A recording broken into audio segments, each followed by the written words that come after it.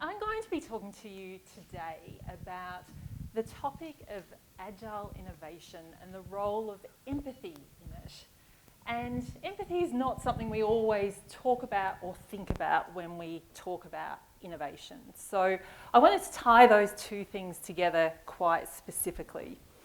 Agile, I'm sure, is something you've all probably heard of, although people have different definitions or different understandings about what agile is about. So I'm going to spend a little bit of time talking about what agile means to us at Mars, and specifically about its role in innovation. And I want to set the lens for this talk through the challenges that large organisations like Mars face when it comes to innovation. When it comes to research and insights, it's one of the biggest challenges that we face. And suppliers, and I'm sure other client-side people, are really familiar with this challenge that we face into. So that's the context for the discussion today.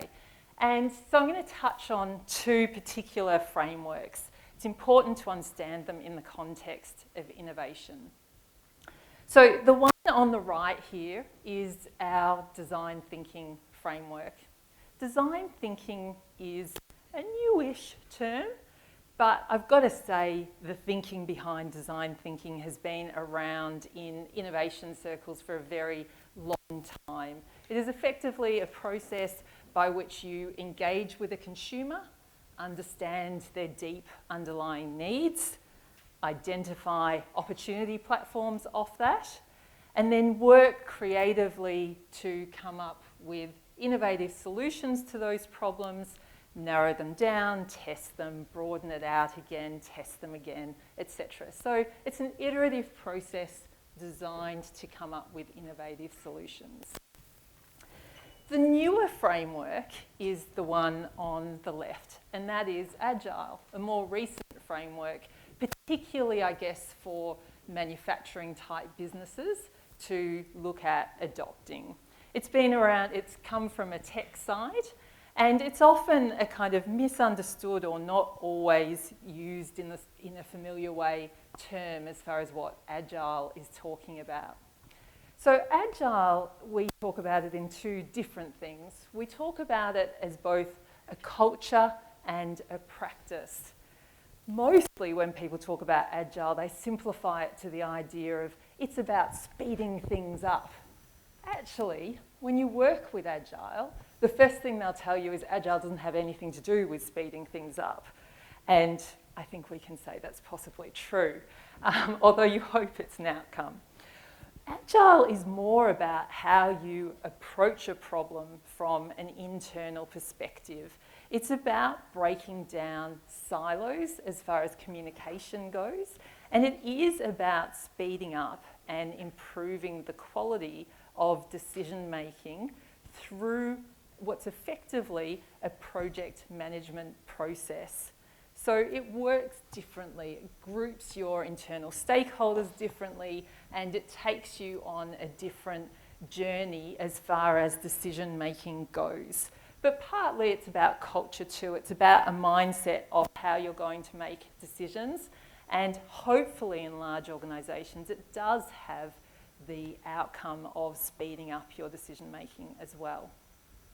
So those two frameworks are, and this is the way Mars puts them, different organisations will probably structure that slightly differently, but similar concept in most organisations these days. And you'll often be brought in from a research perspective and involved in those two different frameworks at various points, whether it's uncovering insights for innovation or the approach and style that Agile calls for from research, which is quite different to the way that we're used to working. And that's because Agile is an iterative approach. In its heart, it is iterative.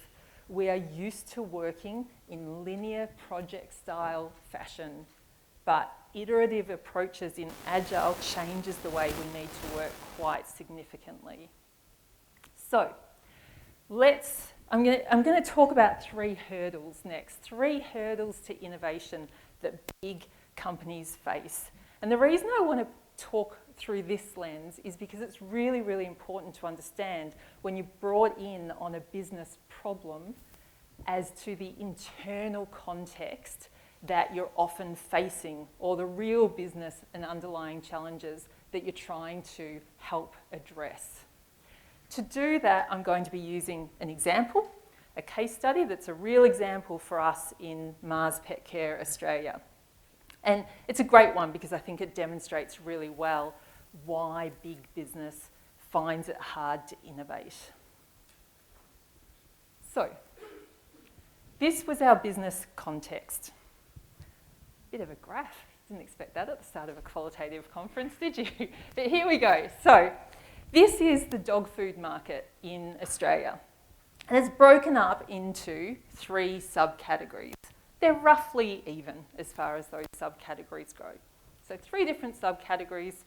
And on here, I'm talking a little bit about how Mars is performing. So the first subcategory is the largest, and it's got an okay growth rate, about 5%. Mars has around about a 1/3 share of that part of the market. The second subcategory is where we are the biggest player, and we are the biggest player in this market overall.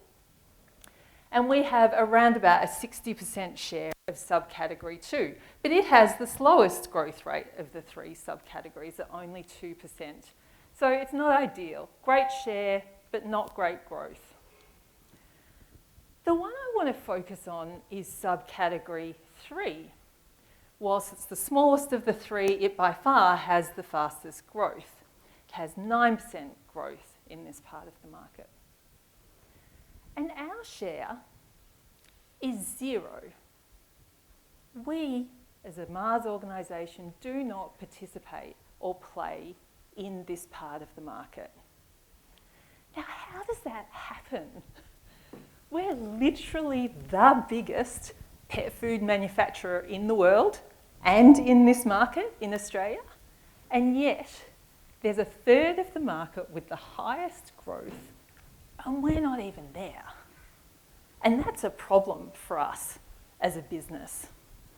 Now, you could say, and this is an example where you've got a big incumbent and small players have come in and started to change the game and created a new subcategory within the market. And simplistically, people look at this and they go, oh, big businesses, you're so slow to respond. You know, you're just not agile enough. And that's not quite true. It's actually a lot more complex than that. Did we not notice this? I've been working in insights for Mars Pet Care in Australia for many years now. I'd say it's a bit of a problem if we hadn't noticed this. This doesn't happen overnight. It's happened over many years. So we knew it was happening. It's now definitely a business problem for us. But why didn't we respond? Why haven't we done anything about this subcategory until now? So, the answer to that is pretty complex, but I'm going to try to make it simple by using this lens: viability, feasibility, and desirability. And I want to break down for you another myth that is often in place when it comes to innovation. When people think about innovation, what they think of is they think large-scale technical innovation that comes in and wipes out the market because of its new amazing features. And the myth or the trap is that we often associate it with premiumisation. So we think that innovation takes place at the high end of a market. That's not the challenge that we face. And I'd really challenge you to think about the research industry through this lens as well. What happens is new players come in at the lower cost entry of the market. They still might have innovation associated with them, but they're not coming in and premiumising. That is what large incumbents do, and that is what we do in pet care. We grow through premiumisation. We add value to our offers over many years. Add value, grow the market, add additional features, until what happens is some of your market becomes over-serviced. You're asking them to pay more than what they need to, and for features and benefits that they no longer require or are willing to pay for. Then you get a little innovative small company who goes, guess what? I reckon I can be a bit more efficient than that big guy. I can come in with a more efficient offer at a lower price point, and I'm going to go for the over-serviced customers. I'm going to go for the bottom end of the market. Again, think about the research industry in that context. So then what the big incumbents do, like Mars, is we look at that and we go, well, to address that part of the market, I would need to invest in new technology or new equipment, new manufacturing equipment in our case, to address that new part of the market that's opened up. So I've got to invest. And that means the feasibility is low. I can't do it with my current factories and my current equipment. I've got to find a way to invest to answer that part of the market. Second, you've gone after the low end of the market, so people who don't want to pay that much. So now I've got to invest and I can't charge very much. So then I look at it and I go, well, that's not very viable for my business. Compared to the rest of my business, that part of the market is super unattractive. Super unattractive. It's going to cost me money to get into it. I can't charge as much as I charge for anything else. And from a business shape point of view, it makes zero sense. So you don't respond. That is hurdle number one. And then eventually you get to the part where those little players have come in and stolen a big chunk of market share. And you go, actually, I really need to respond to that, and I'm going to have to do something about that because now I'm in trouble. Now I'm a big incumbent player who is not even playing in quite a large part of the market. So I move to hurdle 2. And hurdle 2 looks like this, I hope. Can I move to the next slide?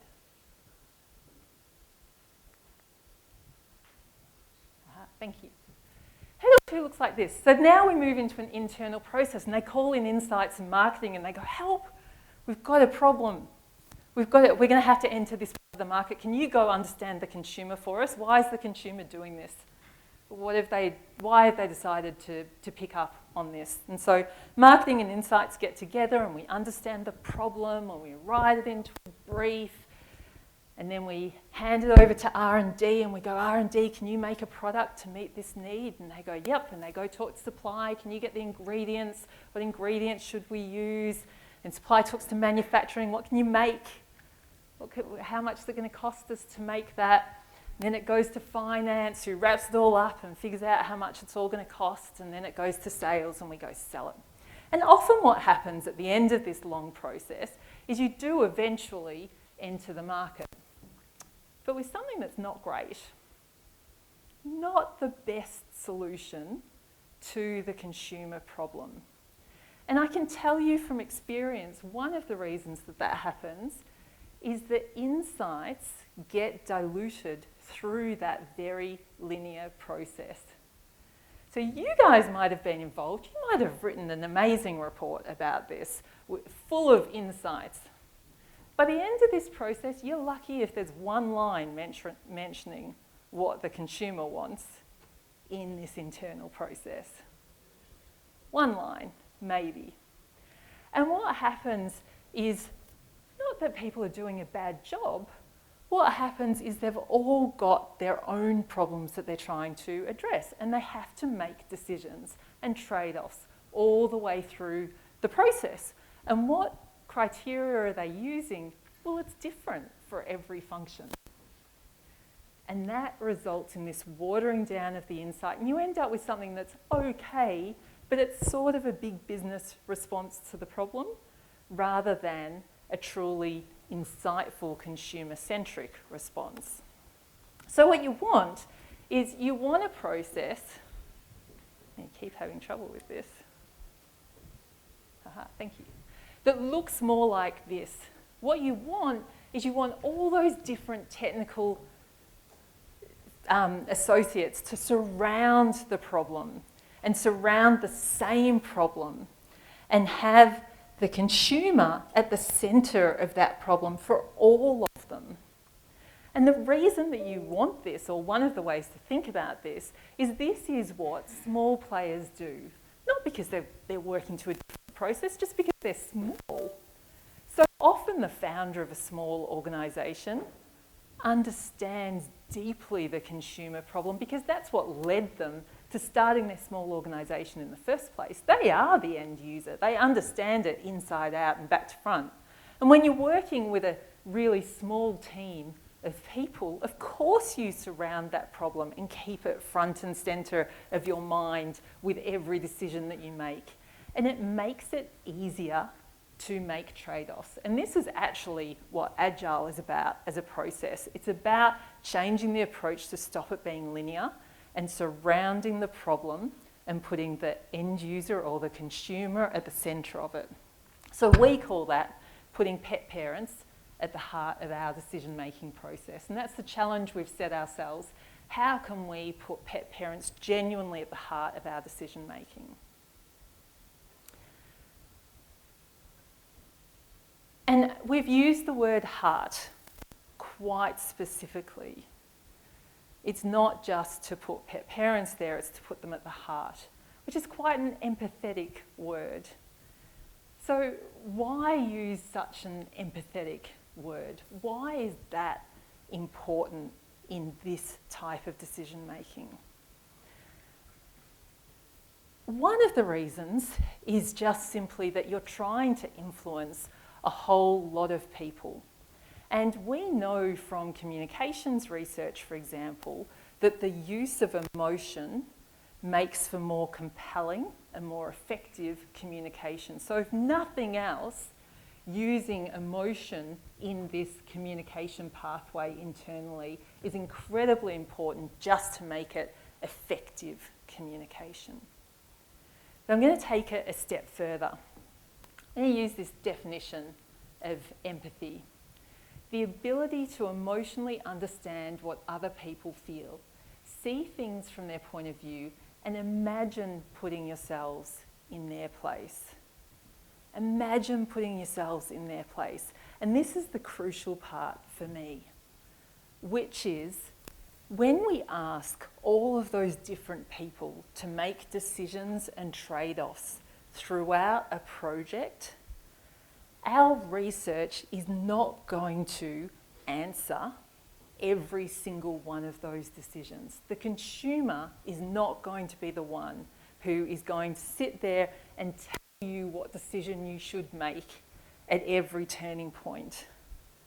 What you need is you need your internal people to be able to imagine how the consumer might respond and to imagine whether this is a significant trade-off or whether it's a trade-off that's okay and not crucial to the consumer, because we can't answer every single question. You need to build empathy for your internal stakeholders, for the consumer.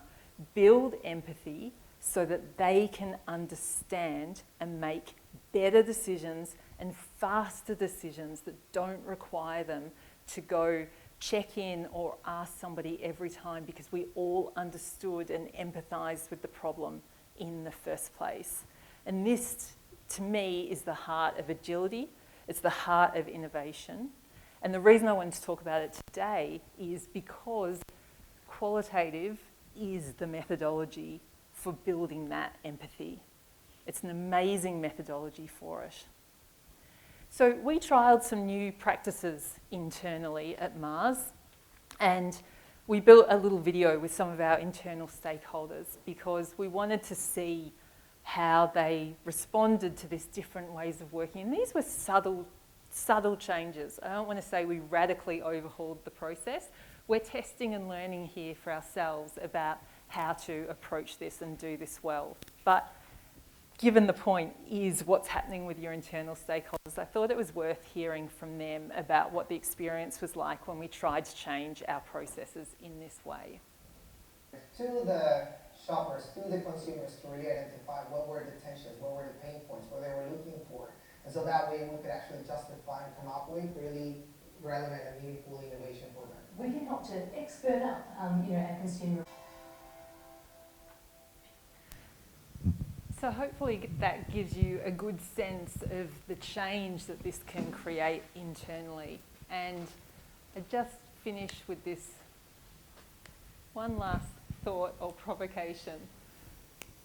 Whether you sit on client side or agency side, these are the two questions that I would get you to think about when you think about agile innovation, building empathy. The first is, how deeply are you pushing into the organisation?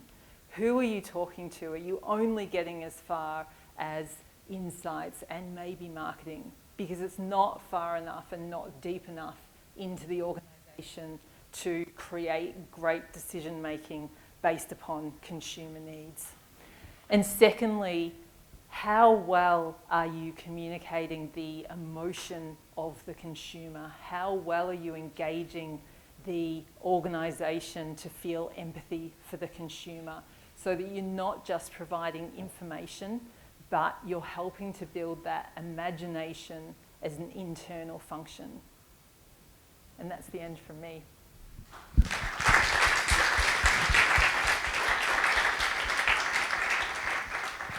Thanks, Nicole. We have time for one or two questions, so please show your empathy. What was that mystery category that you weren't in? The mystery category. That, I might add, we still haven't entered. But it is chilled pet food, quite unique to Australia as far as its size and the scale of its growth, although you're seeing it in the US now. Right. And the other thing is, you're saying sometimes it's not worth going into a low margin or a low price category or product, but there's plenty of examples of innovation that have been low cost options, like low cost airlines, and serving a much bigger market. So is it really the case that the innovation tends to be more towards premium overall, premium product, or innovation is motivated by wanting mainly more premium products? So I think what I was trying to say was that for large incumbent organisations, you tend to focus towards premiumisation as the way that you grow. For small startups, they challenge you by coming in at the low end of the market. So the challenge for a large organisation is actually how can you respond to those low-end innovations, because the organisations aren't designed very well to respond at all. Could you please mention your name and affiliation for you? Linda from Singapore. I'm interested in the methodology. How would it have been different if we were measuring for empathy versus the regular way of collecting data? Yeah, and look, the way that we did this were reasonably subtle, right? We did a few things. One is that we built a project team that included our research agencies in it, so they sat within the internal project team that was cross-functional. We also got them to interview actually all of our internal stakeholders and understand all of their perspectives as part of the project itself. Then we flipped the other way as well, and we got the research agency to involve the stakeholders throughout the research and the decision making of the research and expose them directly to the consumers. So that instead of, and what we talked about it being a flow, so we stopped it from being project based. You didn't get to the point where we had, and now 6 weeks later, here is the report. We had weekly 30-minute check-ins where we updated on the latest conversations that we'd had, the latest things that we'd found. And so it was really about the integration between the two that changed it rather than the methodologies themselves. Thanks, Nicole. Thanks for the questions. So that's the perfect timing for the next talk. I have a question, please. Just one question. Okay, please Yeah. go ahead. I'm from Vietnam. I would like to know which valuable insights have you discovered through this project and how you applied it in your marketing campaign and how it works. Because when we do the research, we wanted to know how the result we use in the marketing campaign of the client. Yeah, so in this case, we are not to market yet. So you're seeing kind of an early, we've changed our approach to try to get us to market differently. I think in this case, if you kind of talk about the big underlying insight, I think the big one for us was, despite this category having really high growth, consumers are very dissatisfied with what's on offer within that category, and that really surprised us and opened our eyes to the opportunity to potentially not just replicate what was already there and doing well, but to really try to capture what the underlying consumer need was in a better way than what the players already in there were doing.